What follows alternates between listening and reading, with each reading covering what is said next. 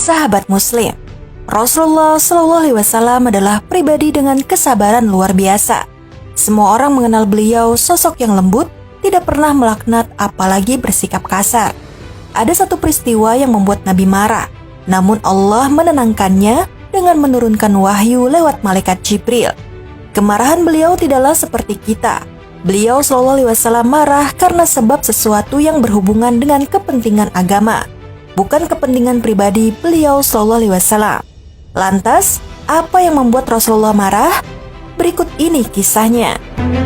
Sahabat Muslim, dikisahkan dalam Sirah Nabawiyah, ketika Rasulullah hijrah ke Madinah, semua orang menyambut hangat beliau SAW, termasuk kaum Ansor atau penduduk Madinah, dan kaum Yahudi yang bermukim di Madinah.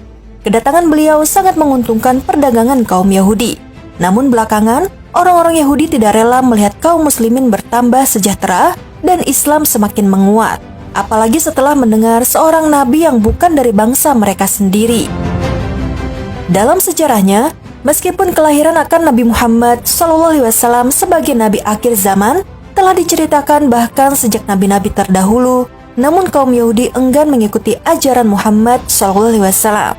Kaum Yahudi merasa tersaingi dan merasa lebih senior dibandingkan Rasulullah dan ajaran yang dibawanya. Mereka tidak mau beriman kepada Rasulullah karena sifat hasad dan dengki yang mereka miliki.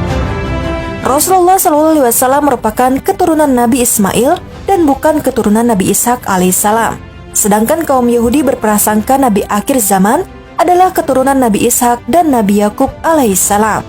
Suatu hari, orang-orang Yahudi Madinah terkejut ketika mendengar seorang pendeta Yahudi bernama Abdullah bin Salam memeluk Islam. Setelah memeluk Islam, Abdullah bin Salam mengajak keluarganya untuk turut serta. Namun, ia masih merahasiakan keislamannya kepada teman-teman Yahudinya. Ya Rasulullah, saya khawatir kaumku akan menghinaku dan merendahkan aku jika mereka tahu aku masuk Islam. Demikian kata Abdullah kepada Rasulullah. Sudikah kiranya Anda menanyakan tentang saya kepada kaum saya? Rasulullah pun mengabulkan permintaan itu. Kemudian beliau SAW menanyakan kepada orang Yahudi mengenai pendapat mereka tentang Abdullah bin Salam. Ternyata orang-orang Yahudi berkata yang baik-baik tentang Abdullah bin Salam. Dia pemimpin kami, pendeta kami, dan cendekiawan kami. Mendengar itu, Abdullah bin Salam pun keluar menemui kaumnya dan berkata, "Aku telah memeluk Islam. Kalau kalian menganggapku sebagai pemimpin, pendeta, dan cendekiawan, kalian bisa mempercayaiku bahwa sungguh agama yang dibawa Rasulullah adalah agama yang benar." Kemudian setelah Abdullah bin Salam memberitahu keislamannya, wajah orang-orang Yahudi menjadi pucat karena begitu terkejut atas berita tersebut. Sesaat, tidak seorang pun yang bicara. Mereka menanggapi Abdullah bin Salam dengan marah. "Kamu pasti sudah dihinggapi kegilaan dengan meninggalkan agama kita." Setelah itu, kata-kata kotor dan tidak baik mulai mereka lontarkan. Abdullah bin Salam dicaci dengan berbagai fitnah dan diumpat dengan kata-kata yang amat kasar. Sejak saat itu, kaum Yahudi mulai bersepakat untuk menghancurkan Islam.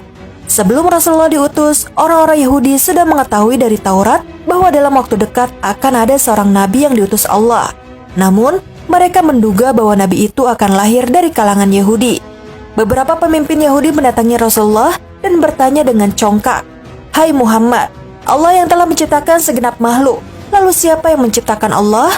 Mendengar pertanyaan sekeji itu, wajah Rasulullah berubah karena menahan marah. Seketika, turunlah malaikat Jibril menenangkan Rasulullah, seraya menyampaikan firman Allah yang pernah diturunkan di Mekah untuk menjawab. "Katakanlah, dialah Allah yang Maha Esa. Allah adalah Tuhan yang bergantung kepadanya segala sesuatu. Dia tidak beranak dan tidak pula diperanakan, dan tidak ada seorang pun yang setara dengan Dia." Quran Surat Al-Ikhlas ayat 1-4.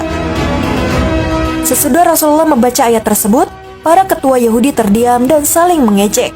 Ia berkata, "Muhammad, coba engkau sifatkan kepada kami bagaimana Allah itu.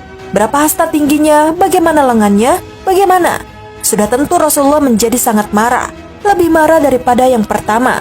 Namun, Jibril kembali turun memadamkan rasa marah Rasulullah sambil menyampaikan firman Allah untuk menjawab pertanyaan lancang itu.